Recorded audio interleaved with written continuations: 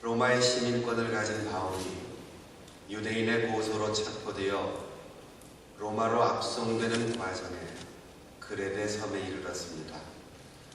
아름다운 항구라는 뜻의 이름을 가진 미항에 정박하여 머물 때에 바람이 심하게 부는 겨울이 되어 출항하는 일이 위험하기에 바울은 여기에 머물자라고 제안을 하였습니다. 그러나 호송의 책임을 맡은 지휘관이 죄수인 바울의 말을 귀담아 듣지 않았습니다. 선장과 선주는 같은 섬의 항구이지만 훨씬 더 안전하고 생활이 편리한 베닉스까지 가서 겨울을 지내자 하였고, 지휘관은 경험이 많은 그들의 말을 신뢰하였습니다. 얼마 안 되어 유로굴라라는 미친 바람을 만나 자그마치 14일 동안 해를 볼 수 없는 풍랑에 시달렸습니다. 날마다 오는 밤이 아니라 14일을 계속되는 엄청난 밤을 만나게 되었던 것입니다. 밤을 만난 이유는 아주 작은 차이입니다.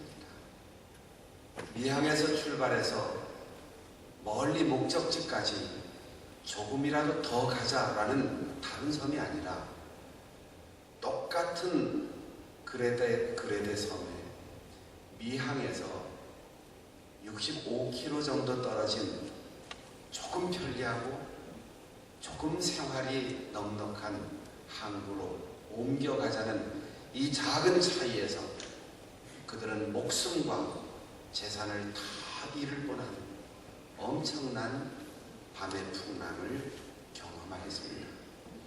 여기 아름다운 항구는 겉모양뿐 아니라 뷰티풀이라는 뜻이 아니고 굿, 가치 있고 좋고 유익한 그런 의미를 가지고 있습니다. 여기서 떠나서 선장과 선주가 가자고 하던 베닉스라고 하는 항구는 대추야자라고 하는 뜻을 가지고 있는 항구입니다. 대추야자는 보통 우리가 팜추리라고 하는데 성경에는 종려나무라고 번역이 되어 있습니다. 대추 열매가 주렁주렁 달려있는 야자나무. 그런데 이 대추야자가 학명으로는 피닉스라고 되어 있어요. 그리스어 성경에도 피닉스라고 되어 있는데 이 피닉스를 팜툴이라고 번역한 것입니다. 피닉스라고 하는 학명은 불사조라고 번역하는데 미국에도 이런 지명을 가진 도시가 있습니다. 불사조, 대추야자 전혀 관계가 없는 것 같은데 대추야자는 2000년 전 마사다 유적에서 씨앗을 하나 발견했는데 그 씨앗을 심었더니 거기서 싹이 올라왔어요. 그처럼 생명력을 가진 나무와 열매로 알려져 있습니다. 이 나무가 불사조라고 하는 피닉스라고 하는 새의 은신처로 신화로 내려오고 있는데 500년 동안 이 야자수에서 살고 이 열매를 먹으면서 살다가 500년이 되면 불사조가 생명이 다합니다. 그러면 거기에서 자기 몸을 불태워서 죽는데 그 잿더미 속에서 다시 그 새가 살아난다는 거지. 그러니까 불사조가 아니라 사실은 부활조라고 번역해야 정확한 번역이라고 할 수 있어요. 불사조는 안 죽는 새가 아니라 끊임없이 다시 살아나는 새입니다. 그처럼 이 야자수, 대추야자 나무도 완전히 나무 둥거를 베고 그루터기에 불을 질러서 재가 됐는데 뿌리만 살아있으면 거기서 다시 싹이 올라옵니다. 그래서 대추야자가 불사조라는 이름을 가지게 된 것입니다.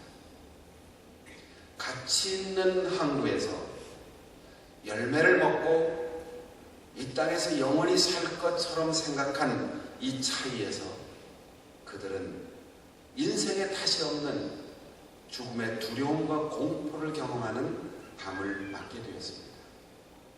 우리 인생도 마찬가지입니다. 얼마나 가치 있고 얼마나 아름답고 유익한 것인가, 여기에서 우리의 만족을 얻어야 하는데, 얼마나 나에게 이익이 있고 내가 얼마나 많이 먹을 수 있고 내가 얼마나 이 땅에서 오래 누릴 수 있을까를 추구하다 보면 인생에 밤이 오는 겁니다. 정치, 경제, 사회 어느 곳에나 마찬가지입니다. 가끔 우리 정치사를 보면 국무총리까지만 하면 딱 좋을 분이 대통령 한다고 나왔다가 아주 패가망신하는 경우를 볼 수 있어요. 교수 하면은 참 학자로서 존경받을 수 있는데 괜히 총장 한다고 나왔다가 그만 학생들과 교수들 사이의 신뢰를 상실하는 경우를 봅니다. 남들이 보면 부러워할 만큼 부를 축적했는데 더 얻으려고 하다가 조금만 더 그 차이에서 실패를 경험하기도 합니다. 그만하면 충분히 아름다운데 조금만 더 하고 고치려고 하다가 그만 얼굴이 망가지는 경우도 있습니다. 우리가 추구해야 할 것은 영원한 것, 많은 이익이 아니라 얼마나 가치 있고 얼마나 유익한 것인가, 이게 우리의 삶의 선택의 기준이 되어야 합니다. 목사님이 강단에 설 때 이왕이면 이종일 목사님처럼 좀 잘생겼으면 좋지요. 그러나 얼굴 색깔이나 키 크기나 언어의 아름다움이나 둔탁함, 이것과 상관없이 복음의 진실한 가치를 전하는 목사님이 여러분의 좋은 목사님인 것을 기억하시기를 바랍니다. 건물의 크기나 모이는 사람의 숫자가 아니라 순수한 복음의 진리가 선포되는 아름다운 교회 공동체에 소속되어 있다는 그 기쁨으로 살아야 합니다. 아, 내가 서울에 살았으면 훨씬 더 잘 살았을 텐데, 아, 내가 워싱턴으로 진출했으면, 뉴욕으로 진출했으면, 다운타운으로 진출했으면, 그 사업을 했으면, 이렇게 생각할지 모르지만 우리의 가치는 많은 게 아닙니다. 우리의 가치는 이익이 아닙니다.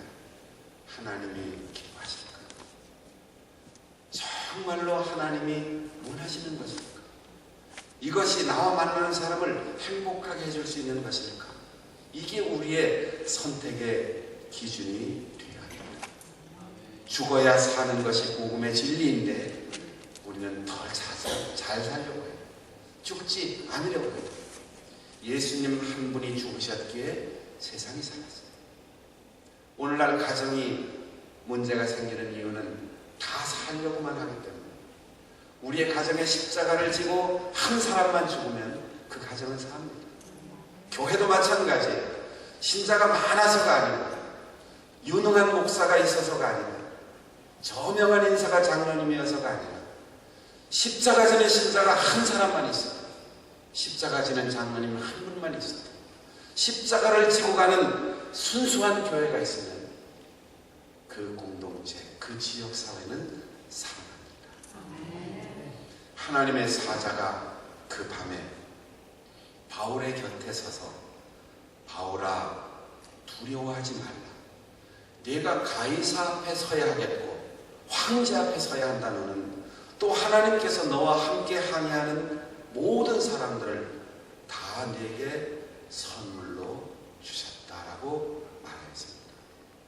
23장 14절에도 그가 처음 체포되어 공회법정에서 재판을 받고 부대 구치소에 감금되었던 그날 밤에도 주님께서 그에게 친히 찾아오셔서 담대하라, 네가 예루살렘에서 나의 일을 증거한 것 같이 로마에서도 증언해야 하리라 라고 하셨습니다.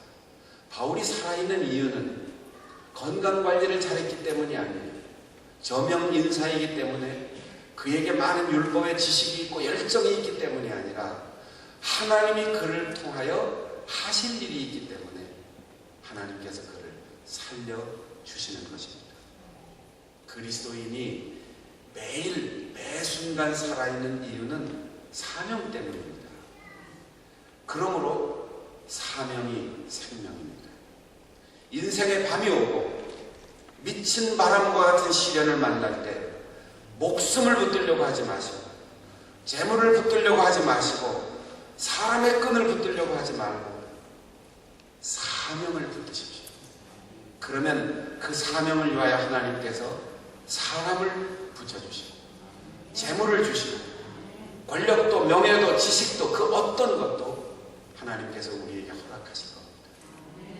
사명을 놓는 순간 하나님은 우리의 모든 것을 다 거둬 가실 것입니다. 우리가 실수하지 않으면 좋지요.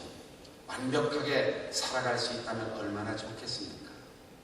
그러나 사람마다 늘 실수해요.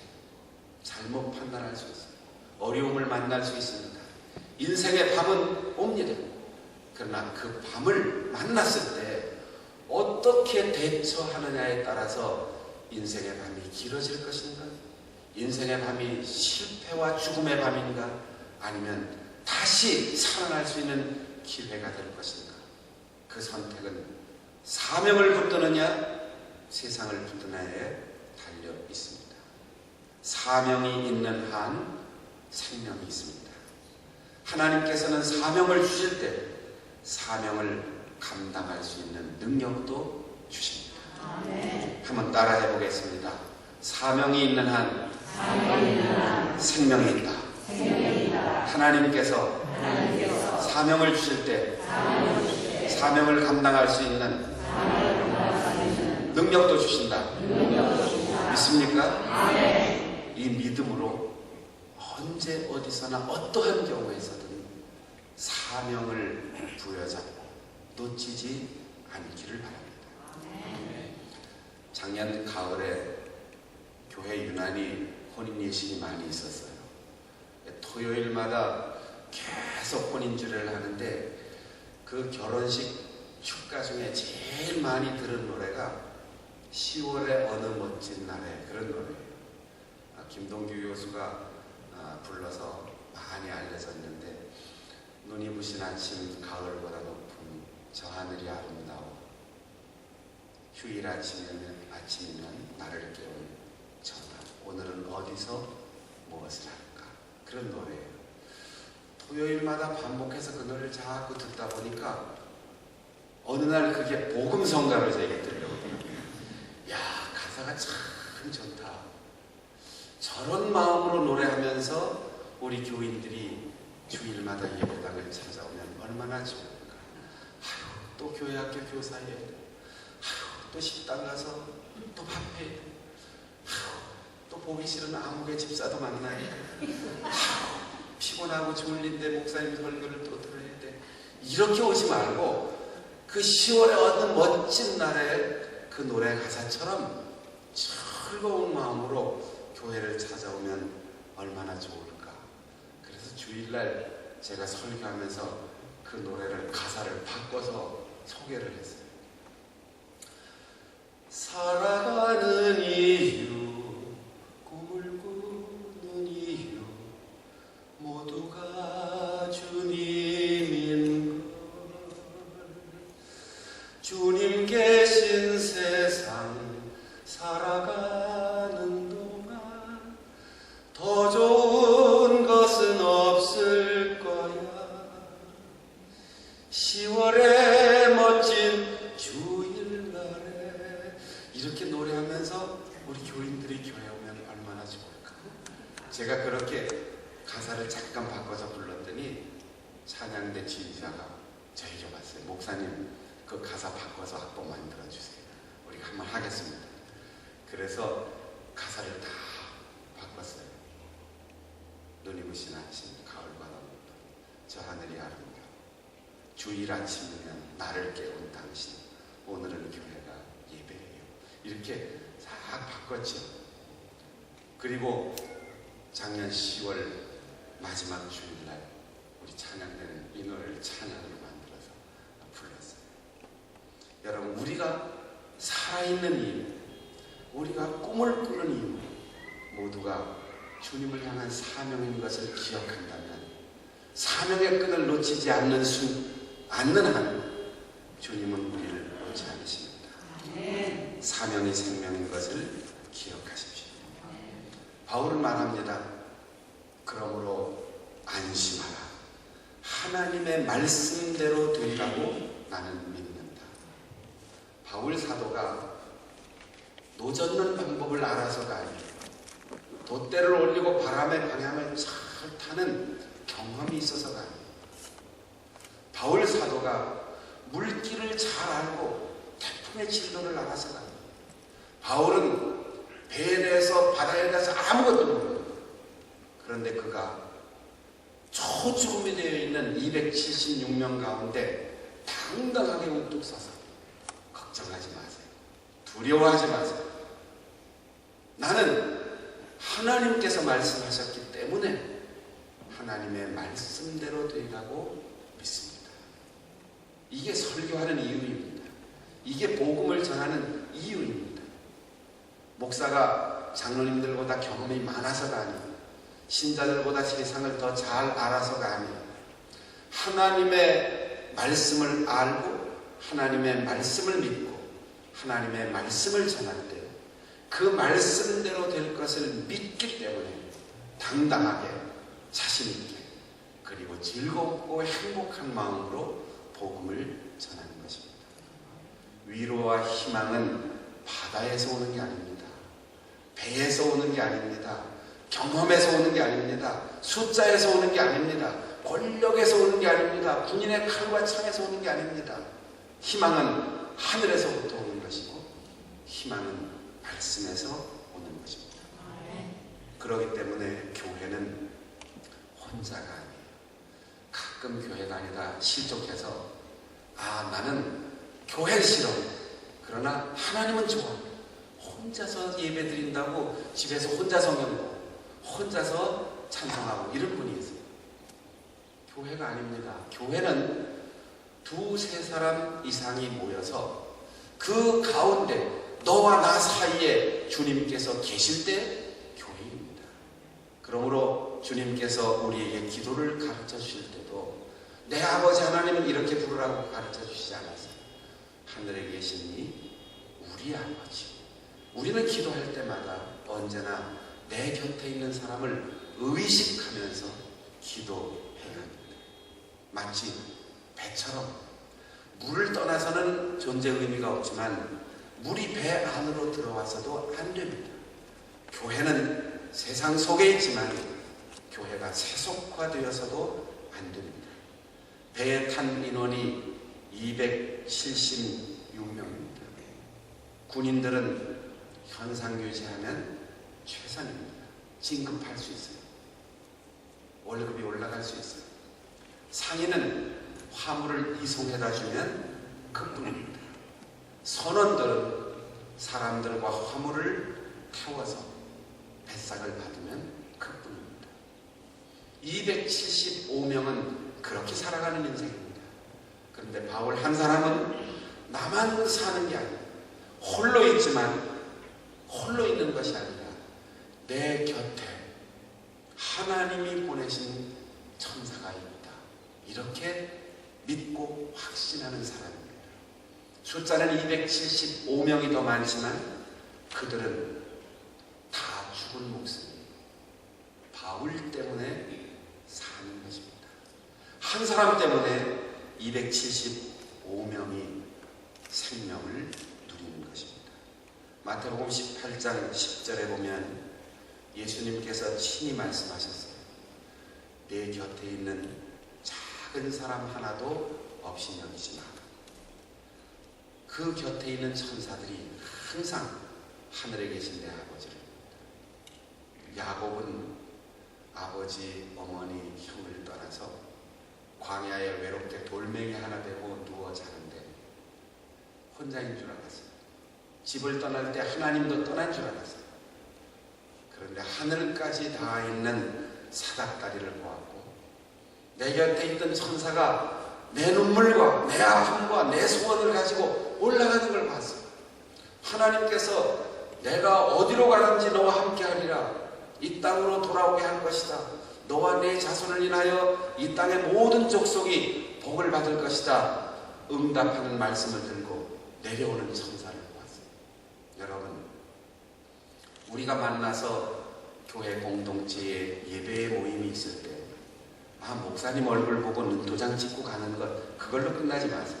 장로님 보고 권사님 집사님 만나고 아무개 만나서 인사하고 지난주에 잘 지냈어, 이걸로 끝나지 마세요.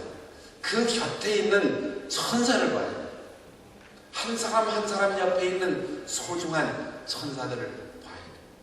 그리고 바로 그분이 천사인 것을 알아봐야 돼요.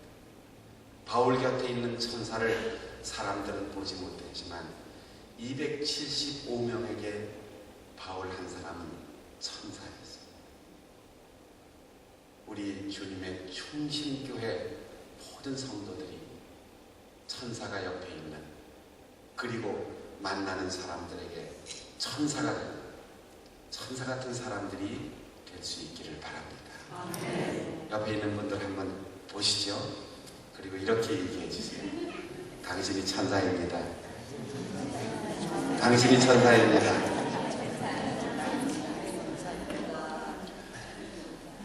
바울 사도는 275명이 자기의 곁에 있는 것 아무 도움되지 않습니다. 오히려 자기를 죄수로 압송하는 군인들 죽어도 상관없어요. 화물이 다 깨지고 물에 잠기고 선원들이 죽어도, 상인들이 죽어도 바울 사도의 책임 아닙니다. 아무 상관없어요. 그런데 바울 사도는 이렇게 말합니다. 나는 죄수에게 속한 것도 아니고 군인에게 속한 것도 아니고 선원에 속한 것도 아니고 장사꾼에게 속한 것도 아니고 하나님께 속했다.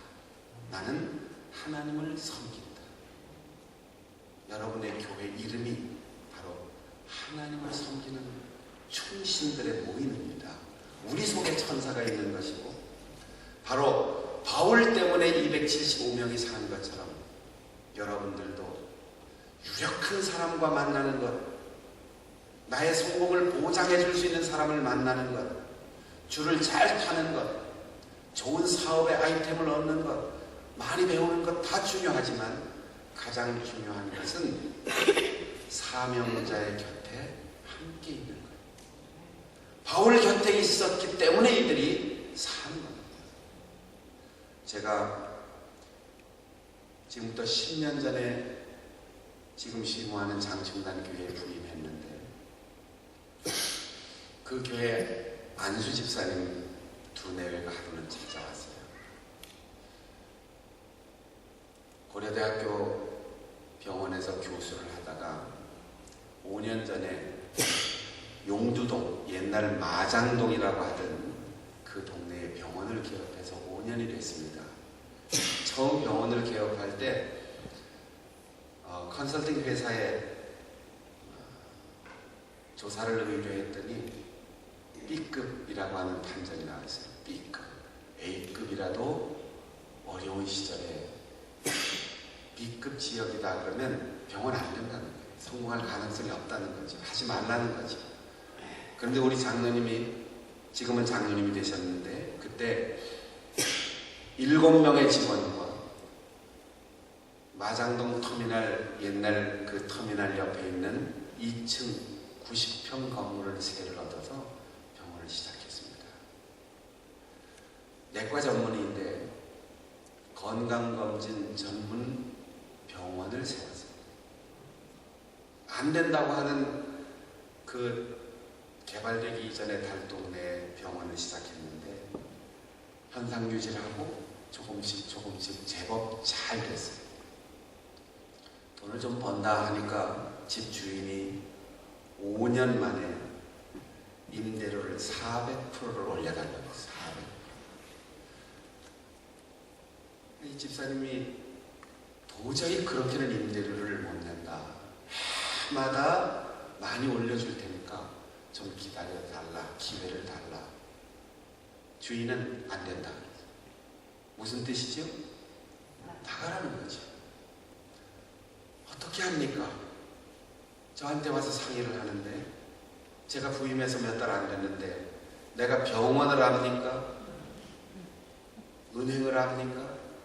부동산을 합니까? 지역사회를 합니까? 아무것도 몰라요. 저희가 와서 상의하는데 제가 이렇게 얘기했어요.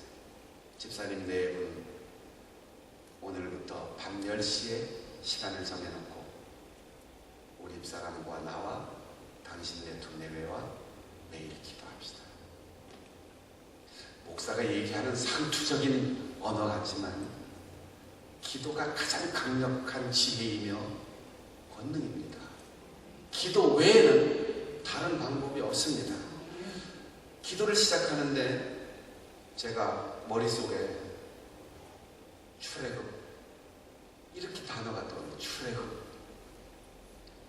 가만히 출애굽을 생각해 보니까 하나님께서 애굽을 떠나라고 하시는구나. 그래서 두 내분을 불러다 이렇게 얘기했어요. 이스라엘 백성들이 400년 동안 노예로 살았는데 마음 좋은 임금을 만나고 착한 임금을 만나고 히브리인들을 동정하는 임금을 만났으면 4000년도 더 노예로 살았을 겁니다. 못된 임금, 박해하는 임금, 나쁜 임금을 만났는데 출애굽의 역사가 일어났어요. 하나님께서 새로운 땅을 주셨고 노예를 자유민 되게 하셨고 남의 나라에서 종살이하던 백성들을 새로운 나라를 만드셨습니다. 우리 출애굽합시다. 그렇게 기도하기 시작했어요. 근데 그 길 건너 여러분 연세 드신 분들 옛날 마장동 버스터미널 기억하실 거예요. 그 길 건너가 그때만 해도 재개발 예정 지역이어서 집을 수리도 안 하고 다 처막 쳐놨어요. 그 땅에 누군가 빌딩을 세우기 시작했는데 한국에서는 빌딩을 건축해놓고 분양하는 게 아니라 땅 파놓고 분양 공고 내고 분양을 시작하면서 예약금 받아가지고 건축을 합니다. 그런데 그 동네에 빌딩을 세우는데 누가 들어옵니까? 아무도 안 들어옵니다. 계속해서 건축 공사는 진행되는데 분양이 안 되니까 분양가가 자꾸 내려요. 그래서 우리 병원하는 집사님 여기에 세를 다 빼서 그쪽에 5층 건물에 4층과 5층을 은행에 융자를 받아서 사서 90평 새방살이를 청산하고 900평 내 집으로 이사를 했어요. 호텔처럼 잘 꾸며서 멋진 병원을 만들었어요. 그리고 요즘 집만 가면 가끔 창문으로 저쪽 2층을 내려다봅니다. 아이고 그 좋은 주인 만났으면 아직도 저기 있을 텐데 아직도 90평 끼케야 그거 한층 더 얻어야 180평 거기서 살 텐데. 그래서 5년 만에 90평 남의 집 새방살이에서 900평 건물 내 집으로 이사했고 지금은 7명 의사로 70명 직원으로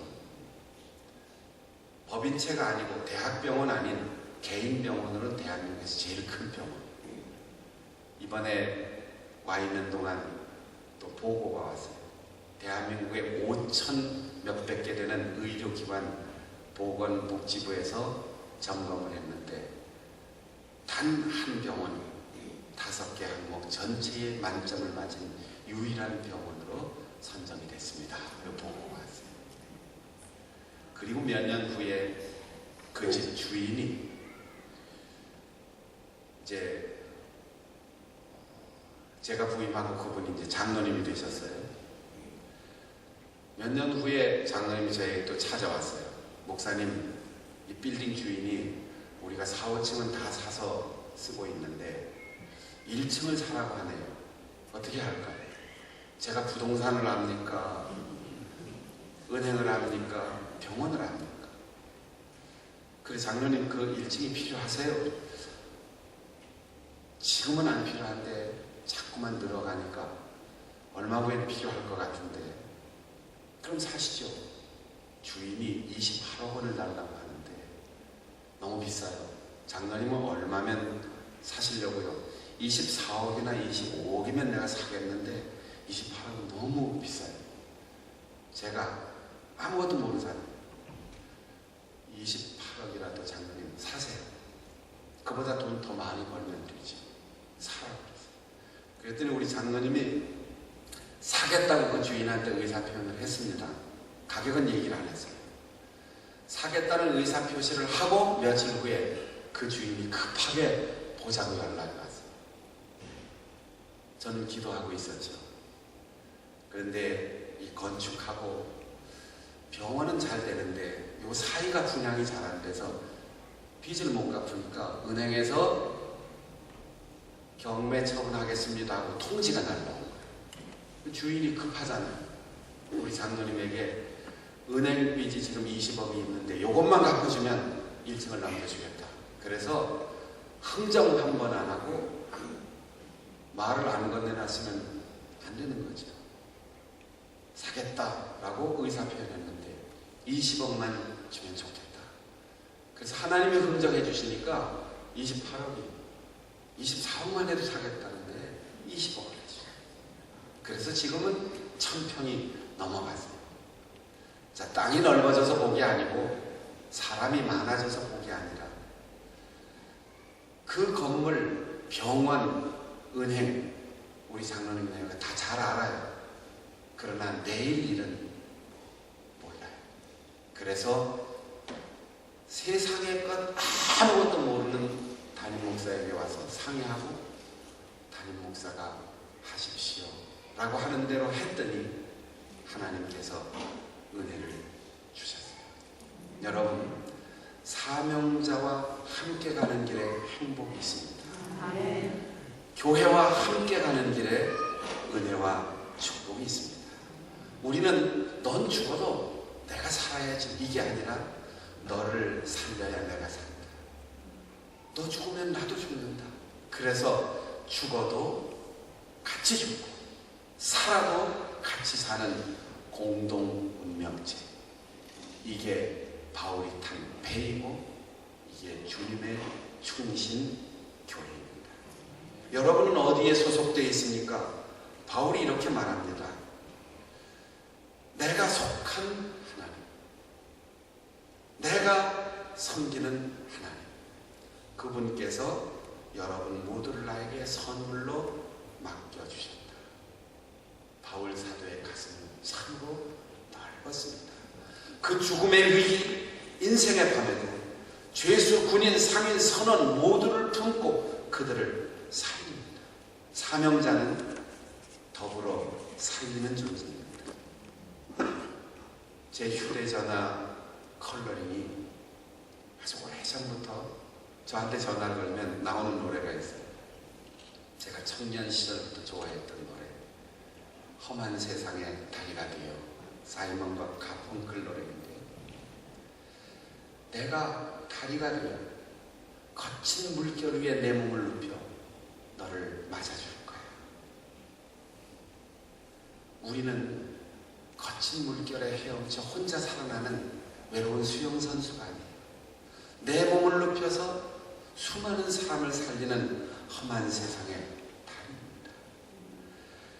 거센 바람과 파도가 몰아치고 여러 날 해가 보이지 않는 지중해의 밤처럼 태평양의 태풍, 대서양의 허리케인, 수많은 돌풍이 우리의 인생의 밤을 몰고 온다 할지라도 사람보다 사명, 돈보다 사명, 관계보다 사명, 세상보다 사명을 붙들고 살아가는 사람을 하나님께서는 살려주시고 생명을 주시고 그 사명을 위하여 필요한 모든 것을 다 주실 것입니다. 사람들은 자기의 소속을 자꾸 얘기하길 좋아해요. 나는 한국에서 무슨 대학을 나왔어. 나는 경상도야, 전라도야, 충청도야. 나는 민주당이야, 나는 공화당이야. 나는 새누리당이야, 나는 새정치민주연합이야. 우리 당은 예배당입니다. 여러분은 무슨 당이에요? 예배당.